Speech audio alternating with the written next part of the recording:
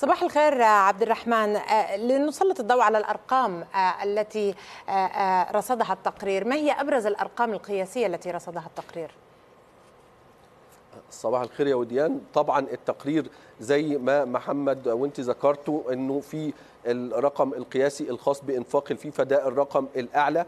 الرقم الخاص بالجوائز المالية في البطولة هيكون الأعلى أيضا في تاريخ البطولة. الجوائز المالية للبطولة وصلت ل 871 مليون دولار بعد ما كانت 440 في النسخة الماضية. البطل هياخد 50 مليون دولار بعد ما كان بياخد 42 في النسخة الماضية. على مستوى التذاكر طبعا في طفرة كبيرة جدا وأرقام قياسية غير يعني عاملة جدل كبير جدا على مستوى العالم. وصلت انه اغلى تذكرة في النهائي وصلت من الموقع الرسمي للفيفا من مكان حجز التذاكر الرسمي وصلت ل 11,000 دولار، بعكس مونديال قطر كانت الارقام اقل من كده بكتير، يمكن الزيادة تجاوزت ال 500%. وبالتالي فهناك العديد من الارقام التي نتحدث عنها، عن عدد المنتخبات المشارك لاول مرة 48، عن عدد المنتخبات العربية اللي زادت ل8 منتخبات برضو لأول مرة.